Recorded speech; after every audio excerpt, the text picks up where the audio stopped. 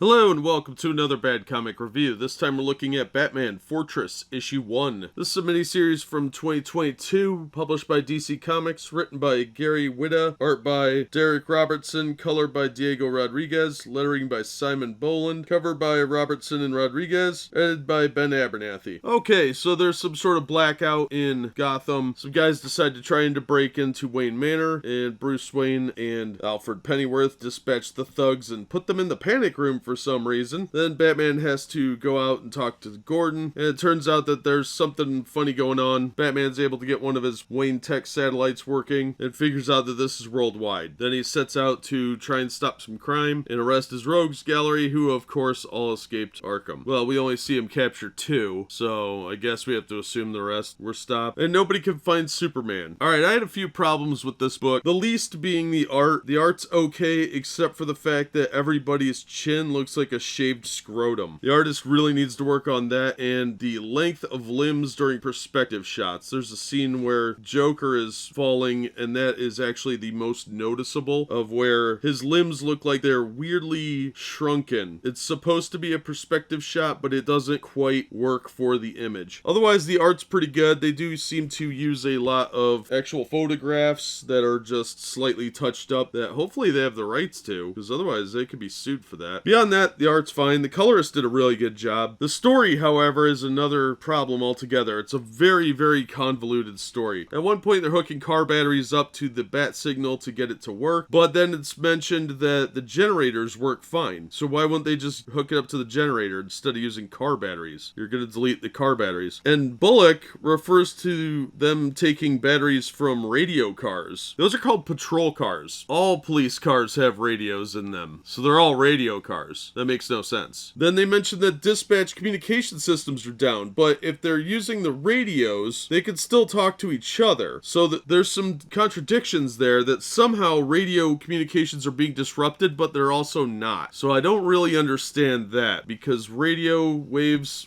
don't really work the same way that digital works. So there's some contradiction there. Plus, when they have the bat signal on, they leave it turned on like the entire time Batman's there. So you're just draining a bunch of batteries for no reason now? That makes zero sense whatsoever. When Batman faces off with the Joker, he blinds the Joker with a laser pointer when there's a busload of children sitting behind the Joker. That is completely insanely reckless. We also have the controversial scene that has made the news where Batman ignores a bunch of looters, which really goes against Batman as far as we've seen him before. We've seen him fight looters many, many times. But he also really downplays the fact that these are probably franchises and small businesses being looted, and he doesn't seem to care about all the lives and jobs that are impacted there. He just goes off on some weird lecture about the American dream, and that was completely insanely stupid. So I guess property damage is a 50-50 for Batman. Maybe he has some financial stake in this, because it really goes against everything Batman typically stands for, because he's fine with these buildings being looted that may have employees in them, but then he goes and stops some armed robbers. I guess certain crimes are okay with Batman now, and the overall long story about what's actually going on is kind of lost in these side treks that he's taking, where he's fighting the thugs and the escaped rogues gallery members. But he took time to go buy Alfred a t-shirt about surviving the blackout. Then we find out there's an alien ship that I guess is sorta disrupting communications, because he still has access to at least one satellite. Quite likely there's a lot of other satellites that are higher up on the same section of the atmosphere or space that his satellite is that are still working. There's a lot of satellites out there. So this is very convoluted as to how this is working and how they're stopping it, because there is this alien craft doing this, but it's only affecting the majority of the satellites. And it's not affecting generators, they stated, so the police stations should still have power. The emergency centers should still have power. Emergency places like hospitals, the prisons, Arkham Asylum, and emergency shelter sites that are designated by the city under emergency preparedness guidelines would all still have power because they have generators, not to mention anybody that had a home generator. But none of that is really addressed here, and I find that very, very frustrating, because it really shows that this writer did almost no research on what would be functional in a major blackout. Was this an EMP? It's not explained. How the power goes out is a major important factor in what would be functioning. If they're able to get the bat signal working, that means the electrical lines are still working. If they're able to get signal from one satellite, there's probably a lot of military satellites, even some civilian ones that would be positioned around the same area as Batman's satellite that would still be functional. So what is functional and what isn't is a massive contradiction throughout the book. And there's a massive amount of talking in this book where they could have explained exactly where things were working and where they weren't. Because while this is supposed to be a global shutdown, it seems like Batman still has some stuff working, so probably other people do too. Black Ops groups, other superhero groups. None of that is addressed here. What civilian equipment is still working or ham radio is still working? Because those don't function the same way that digital broadcasting functions. Analog signals, are they working? None of that is addressed. It's not very well explained. And if you're going to have a premise like this, you have to do a little bit of work to iron that stuff out, and it's really not done. So I think there's a lot of flaws here. The story was overall fairly boring, and the scene with Batman ignoring certain crimes was a little out of character, and the story just took a long time to get anywhere. It was really a one-shot for a larger storyline that really didn't seem to be needed. I don't know where they're going with this, and quite frankly, I don't care. This was incredibly off-putting on so many levels. The author doesn't seem to have done much research on power failures and what happens when grids go down to even try and make some cohesive sense out about what would be shut down and what would still be functional, and how government would actually have some plan of contingency in place for this, because the eastern seaboard of the United States went down in